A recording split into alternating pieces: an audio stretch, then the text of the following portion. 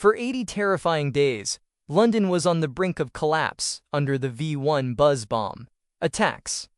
What the public never knew was that their salvations came from a tiny American invention that German physicists had already declared scientifically impossible.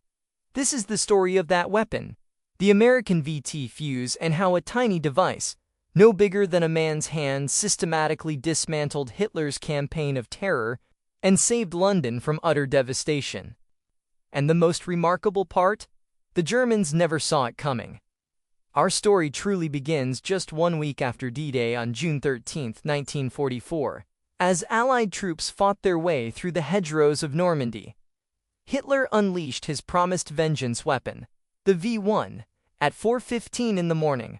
The first one slammed into a railway bridge in London. The blast killed 6 people, injured 30 and left 200 homeless.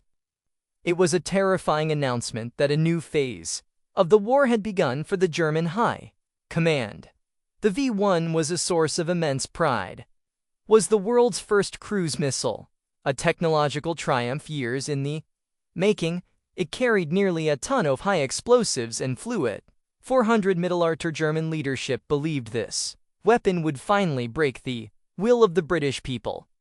Major General Walter Dornberger, the head of Germany's advanced weapons program, had done the math. Even if only a quarter of the missiles got through, they would deliver more explosive tonnage to London than the entire Blitz of 1940 and 41, and they could do it for a tiny fraction of the cost of a manned bomber, with zero risk to their pilots. The scientists at the Peenemünde Army Research Center had every reason to be confident. They were the minds behind the world's most advanced rocket and jet technology. Dr. Robert Lusser, the V-1 designer, had calculated that interception was a statistical impossibility. The missile was simply too fast and flew at altitudes that made it a nightmare for Allied fighters to even have a chance. British pilot had to push his planet to its absolute limits, dive down on the V-1, and get within 200 yards close enough to be obliterated by the explosion, if he was successful. If stories like this about the hidden genius that won the war are important to you, a quick click on the like button tells us to make more of them. But what about the anti-aircraft guns ringing the British coast? Well, German ballistics experts had calculated the odds of a direct hit in such a small, fast-moving target at less than 1 in 10,000. Think about that for a moment. For every 10,000 shells fired, they expected only 1 to hit its mark. This wasn't propaganda. It was the cold, hard reality of warfare. At the time, a traditional anti-aircraft shell used a time fuse. The gun crew had to spot the target. Their brand-new radar systems had to calculate its speed, altitude, and direction. And then they had to manually set a tiny timer on the shell itself to explode at just the right moment in its trajectory. From the moment a V-1 was spotted, gunners had maybe 30s to do all of this perfectly. A split second.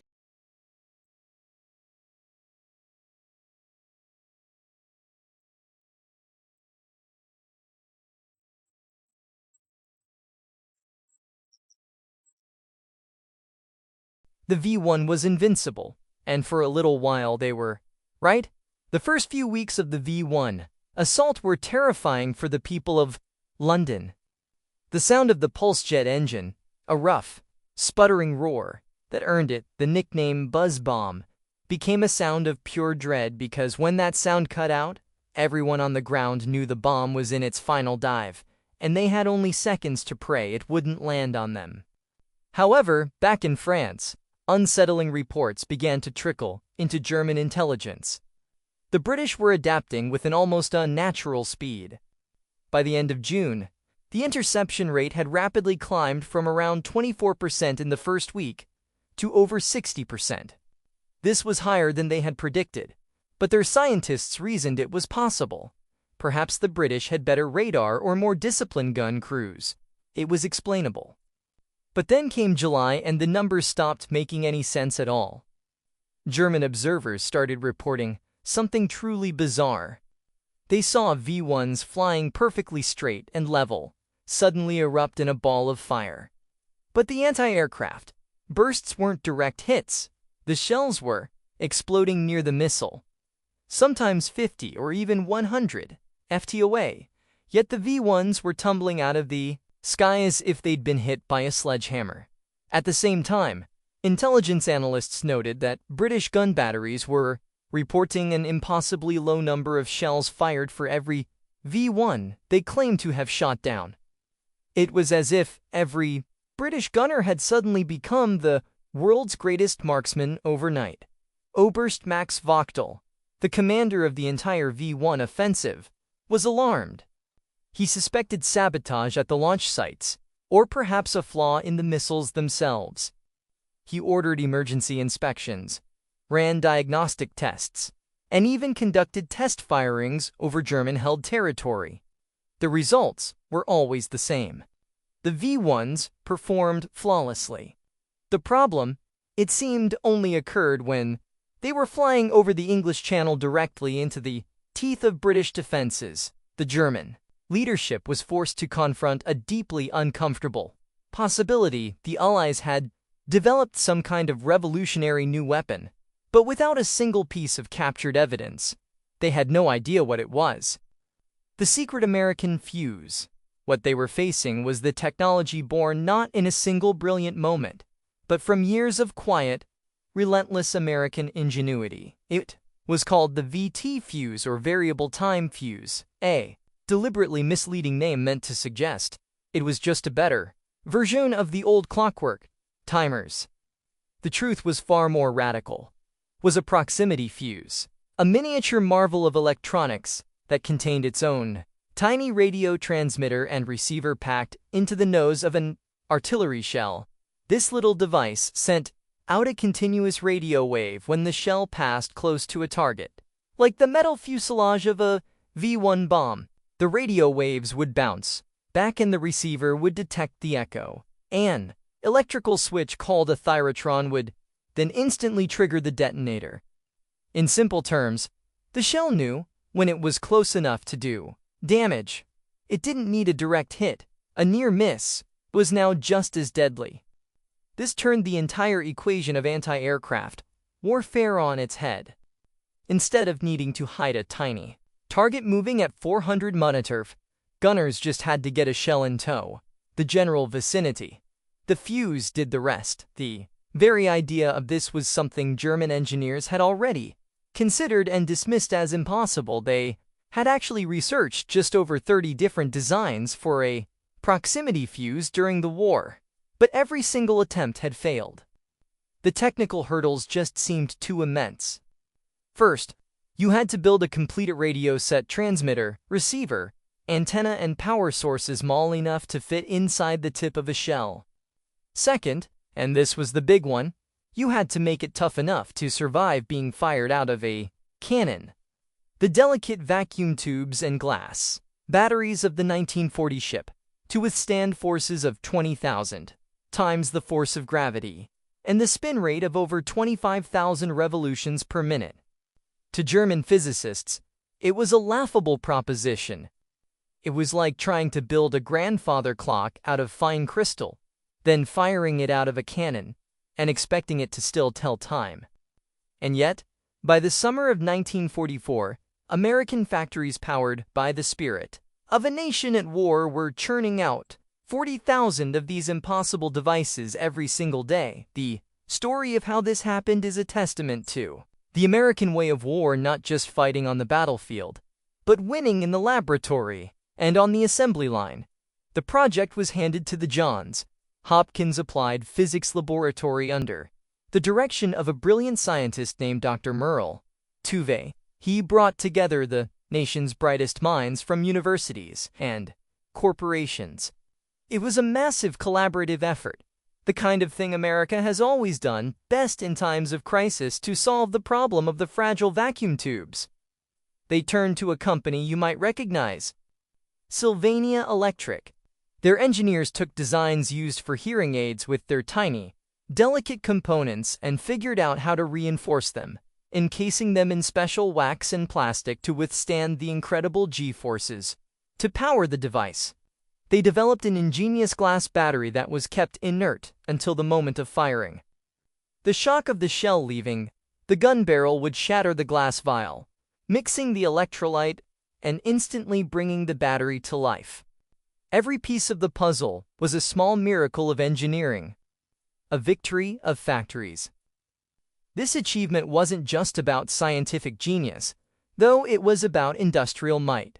The scale of the American effort was something Germany simply couldn't comprehend, let alone match. The production of the VT fuse was spread across more than 110 different factories. It was so compartmentalized that most of the workers had no idea what they were actually building in. Factory would make the batteries, another the vacuum tubes, another the plastic casings.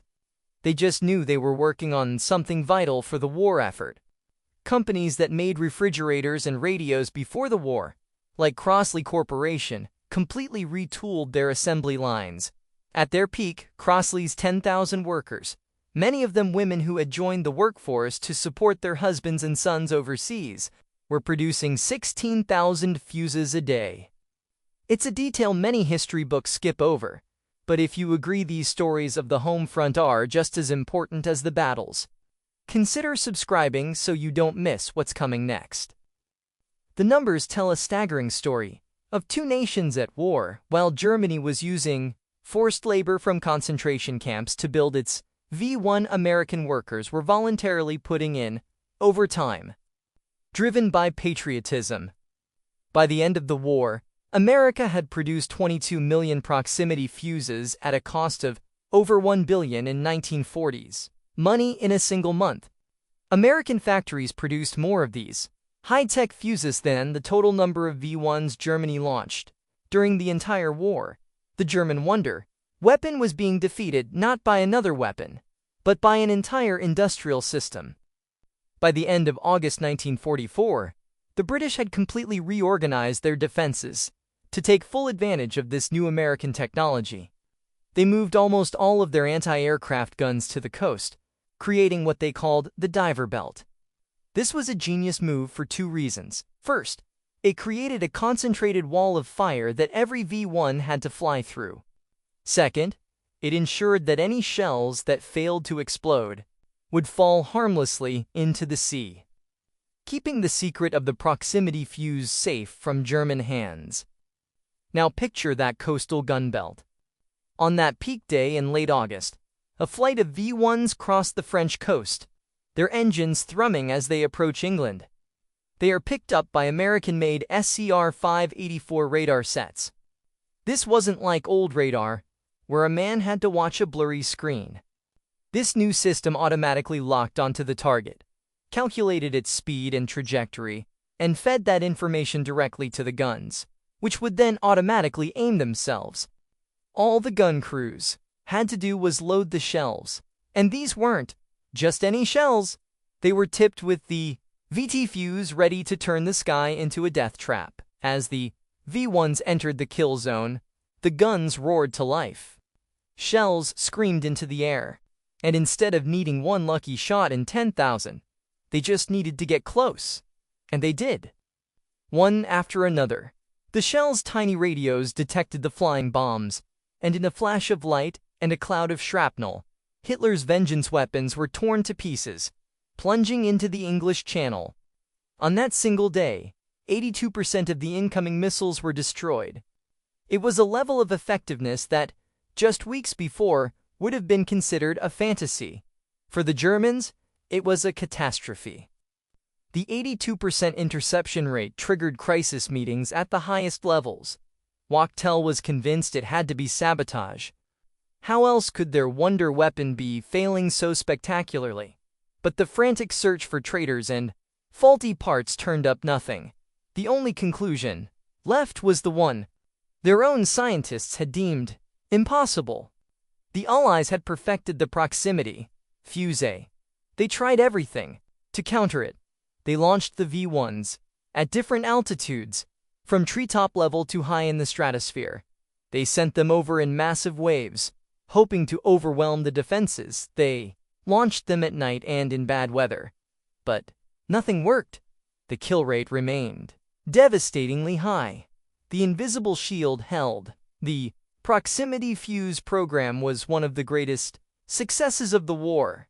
Not a single intact fuse fell into German hands during the entire V-1 campaign. In a moment of supreme irony, during the Battle of the Bulge, German troops actually captured an entire American ammunition depot filled with crates of artillery shells equipped with VT fuses. But because their own experts had declared such a device to be impossible, they never even thought to examine them. They were holding the answer to their biggest mystery in their hands and simply didn't recognize it. Blinded by their own scientific arrogance, the V-1 offensive, which was supposed to bring Britain to its knees, was effectively over by September 1944. The aftermath out of more than 9,500 V-1 launched at Great Britain from the ground, only about 2,500 ever made it to London. While they caused tragic loss of life, killing over 6,000 civilians, the number was a fraction of what the Germans had intended. General Frederick Pyle, the head of Britain's anti-aircraft command, later estimated that without the proximity fuse, the casualties would have been at least 4 times higher. The little electronic device had saved tens of thousands of lives, and may well have saved London itself. After Germany's surrender, Allied officers interrogated the men who had run the V-1 program. Their ignorance was total, Colonel Wachtel admitted.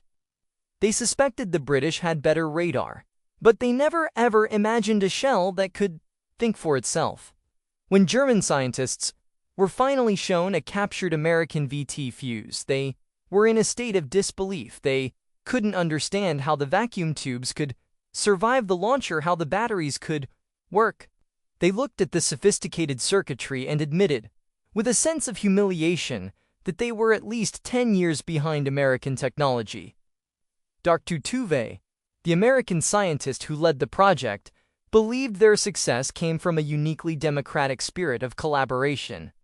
Scientists, engineers, and factory workers all pulling in the same direction. It was a powerful contrast to the rigid top-down system of the German war machine. The proximity fuse proved that the outcome of the war was being decided. Laboratories in Maryland and on assembly lines in Ohio, just as much as on the battlefields of Europe. While Germany poured its resources into exotic, revolutionary wonder weapons, America was focusing on what are called multiplicative technologies, clever innovations that made existing weapons exponentially more effective.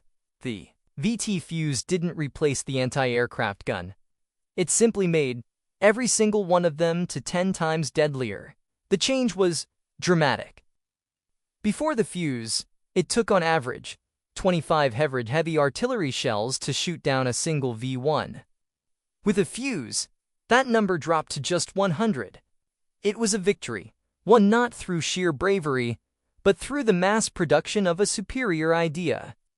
On a scale Germany couldn't begin to fathom. The secret was finally declassified in August 1945, shortly after the end of the war. The official announcement from the War Department called it one of the most important weapons developed during the war, surpassed in effectiveness only by the atomic bomb.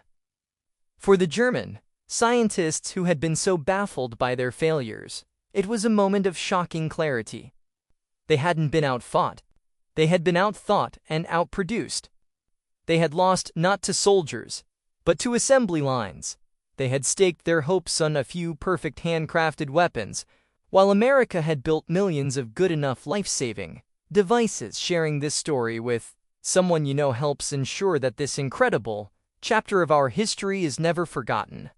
The legacy of the proximity fuse is all around us today, in the technology that powers modern air defense radar systems and countless other electronic devices. But its most important legacy was written in the skies over London in 1944. On that day, when 82% of Hitler's terror weapons fell harmlessly into the sea, the nature of warfare had changed for good. It was a victory for a different kind of weapon, the quiet, collective genius of a free people working together.